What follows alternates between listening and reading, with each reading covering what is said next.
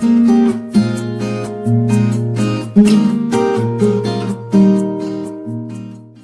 there, Assalamu alaikum. This is Rumana Afroz, senior teacher of Sisti Central School and College. What about you? Alhamdulillah, I'm great. What's going on? Hope all of you are fine. Dear learners, today we will learn capitalization and punctuation. You can see on the board there are some rules. Before starting my class, I want to ask you some question from previous lesson. In previous lesson, we also learned about some rules of capitalization and punctuation. Who can say two rules from the class? Okay, start. Thank you. Great answer. So, আমরা পূর্বের ক্লাসে শিখেছিলাম যদি proper noun দেখি আমরা অর্থাৎ কোনো কিছুর নামকে বোঝায় তাহলে আমাদেরকে ফার্স্ট সেই নামের ফার্স্ট লেটারটিকে অবশ্যই ক্যাপিটাল করতে হবে। এটা একটা রুল ছিল। আর সেকেন্ড রুলটা আমরা সেকেন্ড রুল আরেকজন বলেছো, সে বলেছো সৃষ্টিকর্তাকে বুঝতে, অর্থাৎ আল্লাহ বা সৃষ্টিকর্তাকে বুঝতে যদি তার নামের ক্ষেত্রে আমরা নাউন হিসেবে পাই বা প্রোনাউন হিসেবে পাই, সো উভয় ক্ষেত্রেই আমাদেরকে ক্যাপিটাল লেটার ইউজ করতে হয়। যেমন আল্লাহ বা গড, এবং তার জন্য যদি আমরা হি ব্যবহার করে থাকি তাহলে সবগুলোর ক্ষেত্রেই ফার্স্ট লেটারটি capital. Thank you for amazing answer. Okay, dear learners, now I am starting my class. You can see on the board the rules. First rule for today is use of I. Use of I. অর্থাৎ first person singular number যদি কোনো সেন্টেন্সে থাকে তাহলে সেটা সবসময় কি হয়? ক্যাপিটাল হয়। যেমন আমি একটি ব্যবহার দেখিয়ে দিচ্ছি। প্রথমেই আমি আছি আই এর সাথে, প্রথমেই আছি আমি কিসের সাথে? আই এর সাথে। তাহলে দেখো আয়ের ব্যবহার একটু দেখে নাও তোমরা। এরকম থাকতে পারে, আমরা জানি কোনো সেন্টেন্স যদি শুরু হয় তাহলে ফার্স্ট লেটারটি অবশ্যই ক্যাপিটাল হবে। আর আয়ের ক্ষেত্রে কি হয়? আই যেখানেই থাক না কেন অবশ্যই ক্যাপিটাল হবে। It is I who am a student.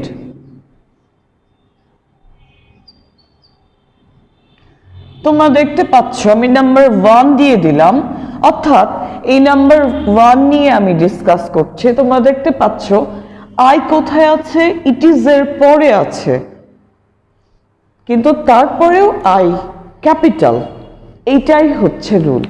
অর্থাৎ আই যেখানেই থাক ফার্স্ট পারসন সিঙ্গুলার নাম্বার সবসময় হবে capital. Second number day, month and holiday, ছুটির দিন। দিন, মাস, ছুটির দিন থাকলে কি হবে? ক্যাপিটাল হবে। আমরা একটু বুঝে নেওয়ার চেষ্টা করি উইথ এক্সাম্পল। তাহলে ডে, ডে মানে দিবস। Suppose Sunday, S capital. Suppose Monday,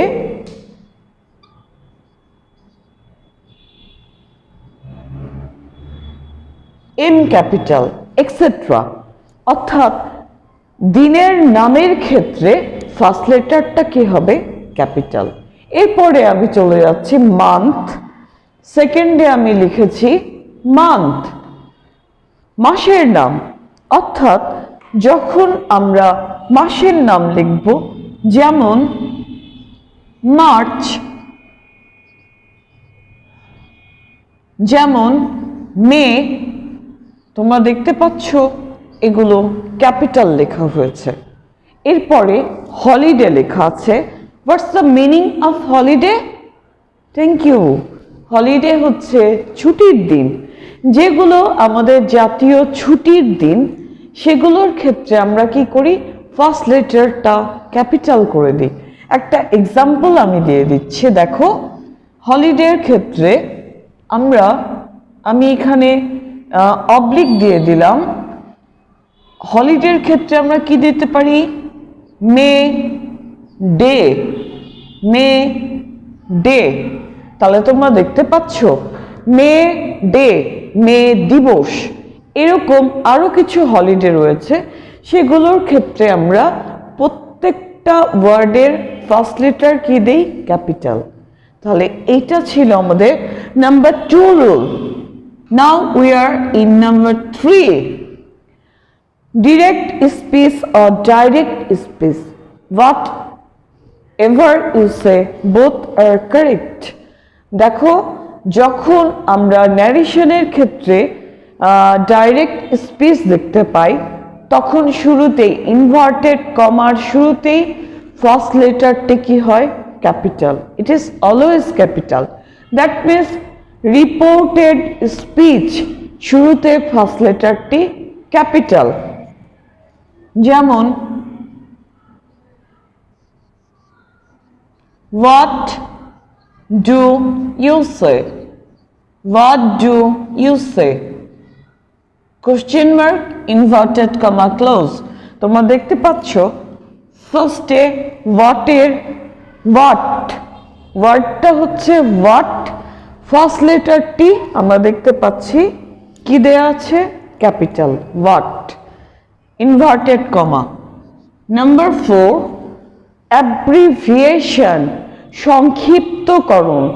অর্থাৎ আমরা যদি কোনো একটা বিগ ফ্রেজ আর ওয়ার্ডকে অ্যাব্রিভিয়েট করতে চাই, সংক্ষিপ্ত করতে চাই, তখন আমরা কি করব?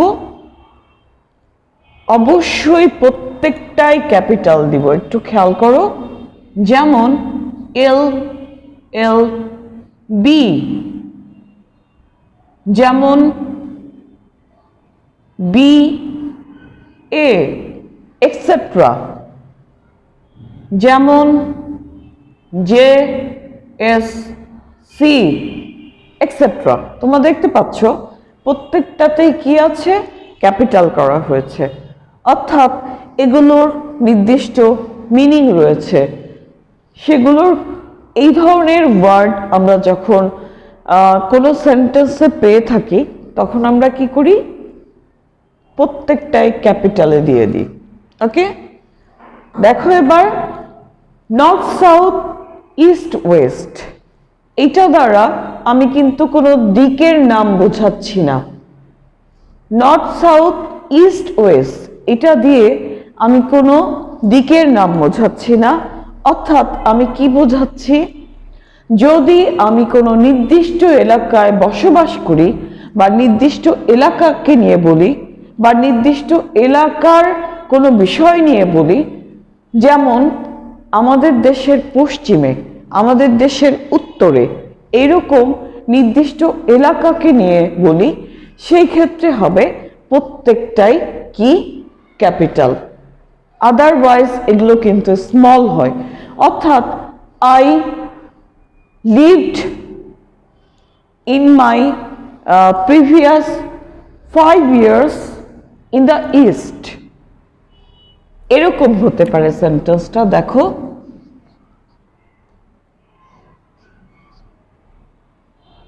I or west, whatever you say, I lived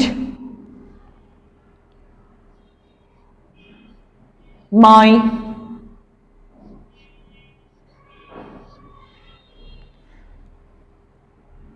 five years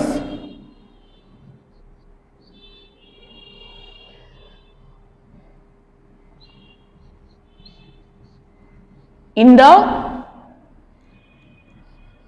west, or তোমরা সহজেই দিতে পারো I spent my 5 years in the west.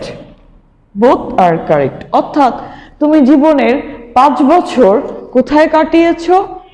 পশ্চিমা দেশে কাটিয়েছো। এরকমটি বোঝাতে আমরা কি ইউজ করি? এই যে প্রত্যেকটাই ক্যাপিটাল। তাহলে দেখো আমি কিন্তু কোনো দিকের নাম এখানে বোঝাচ্ছি না। পশ্চিমা দেশের ক্ষেত্রে আমাদের দেশের পশ্চিমে যেই দেশগুলো রয়েছে সেগুলোর ক্ষেত্রে আমরা কি ইউজ করছি? অর্থাৎ নির্দিষ্ট এলাকাকে বোঝাতে আমরা কি ইউজ করছি? ওয়েস্ট। এবং ফার্স্ট লেটারটি capital. Every lines of poem, কবিতার লাইন যদি আমরা বোঝাই, কবিতার লাইনের প্রত্যেকটি সেন্টেন্স শুরু হওয়ার সময় ফার্স্ট লেটারটি হয় ক্যাপিটাল। যেমন twinkle twinkle little star, how I wonder what you are. দেখো টুইঙ্কলের টি হবে capital, little star first line complete, then second line how এর এইচটা ক্যাপিটাল। এটা তোমরা পড়েই বুঝতে পারবে, সো আমি এখানে কিছু লিখছি না। নেম অফ বুকস, বইয়ের নাম।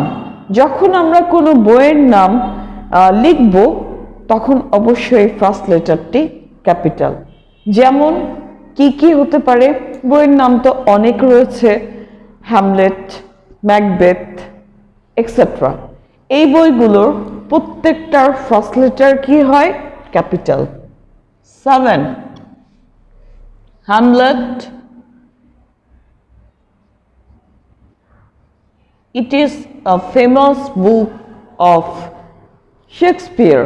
You know the English writer Hamlet, H. Then I have said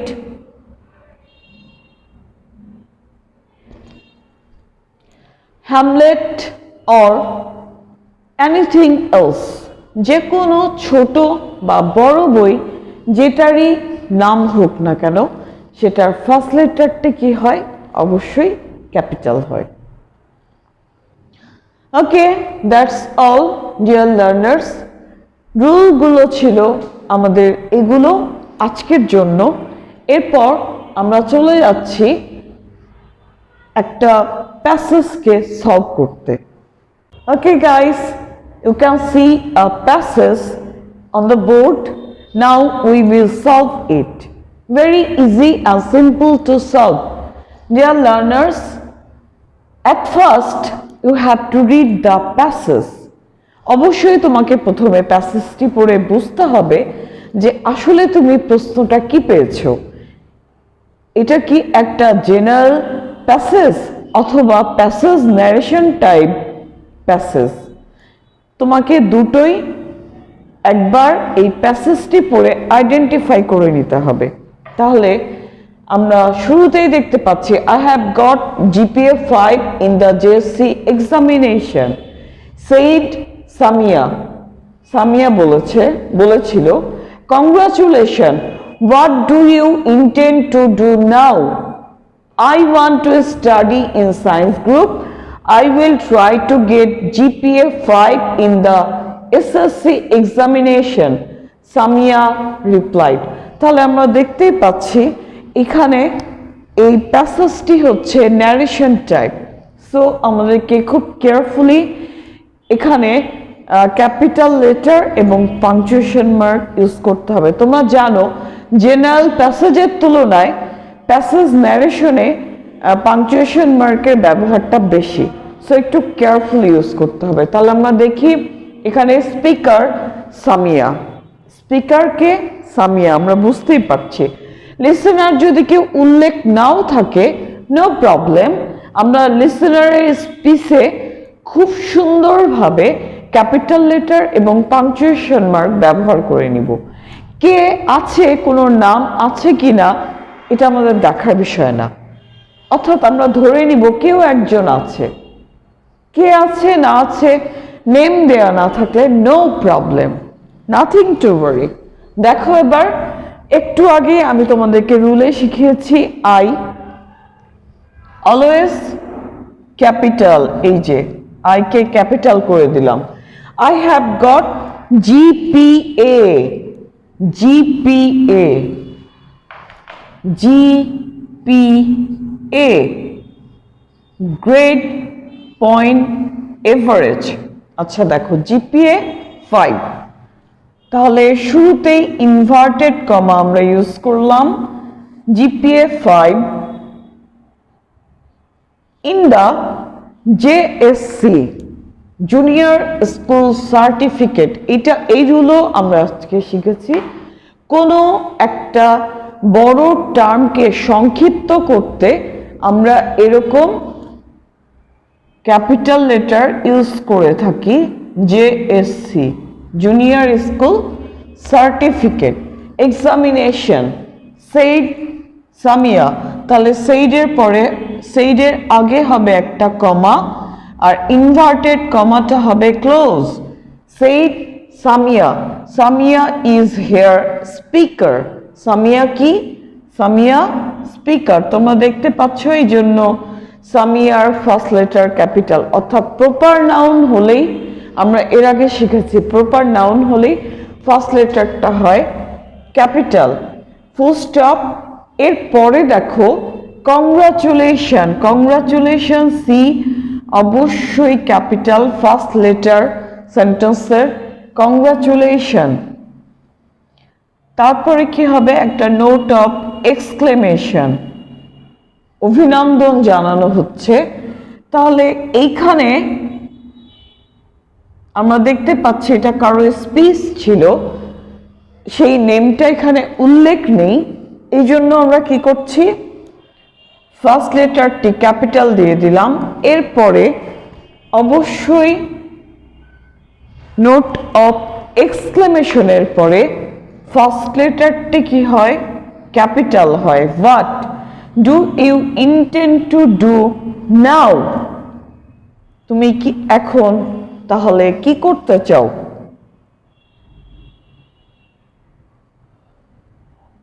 question mark দিয়ে দিলাম কারণ এটা প্রশ্ন বোঝাচ্ছে। এরপরে আমরা ইনভার্টেড কমাটাকে ক্লোজ করে দিলাম কারণ এইটা একজনের স্পিচ, কার স্পিচ দেয়া নেই, so we have no problem. I, যেহেতু এটা আরেকজনের speech, I want to study in science group. তোমরা দেখতে পাচ্ছ কংগ্রাচুলেশন, এটার পরে what do you intend to do now একটা প্রশ্ন করা হয়েছে, আর সেই প্রশ্নের উত্তরেই কিন্তু বলা হচ্ছে I want to study in science group. এরপরে আমরা দেখতে পাচ্ছি I first person singular number, I will try to get GPA,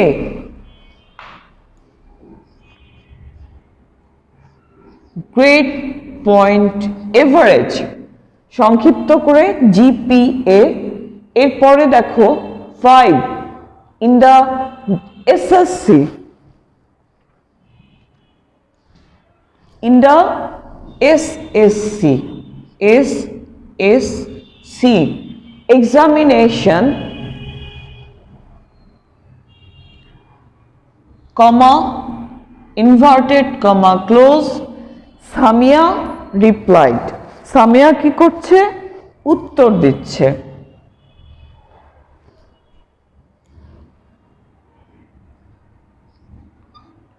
Samia first letter S capital, কারণ সামিয়া হচ্ছে প্রপার নাউন। তাহলে ডিয়ার লার্নার্স, তোমরা দেখতে পাচ্ছ আমরা কোথায় কোথায় চেঞ্জ করে ফেললাম। শুরুতেই আই ক্যাপিটাল, এরপরে তোমরা দেখতে পাচ্ছ জিপিএ প্রত্যেকটাই ক্যাপিটাল, জেএসসি ক্যাপিটাল, কমা ইউজ করা হয়েছে, inverted comma close. Said Samia, Samia noun এই জন্য এস ক্যাপিটাল। কংগ্রাচুলেশন সেন্টেন্সটি শুরু হয়েছে এই জন্য সি কংগ্রাচুলেশন, এরপরে note of exclamation, then what ডাব্লিউটা ক্যাপিটাল, ইনভার্টেড কমা এখানে স্টার্ট হয়েছে, একজনের স্পিচ কমপ্লিট এই জন্য কোশ্চেন মার্ক, এবং ইনভার্টেড কমা ক্লোজ এখানে প্রশ্ন ছিল এই জন্য question mark.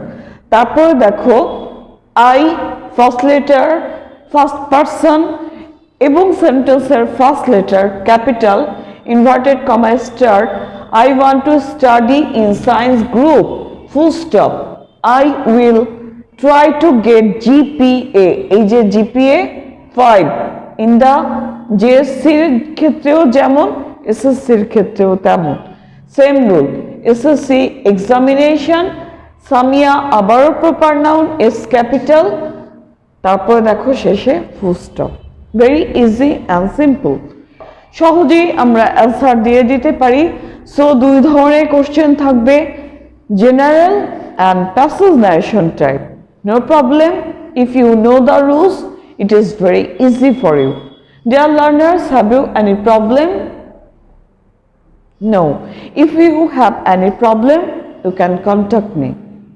Okay guys, that's all for today. It was great catching up with you. Next day we will be with another rules of capitalization and punctuation. Till then, goodbye and assalamu alaikum.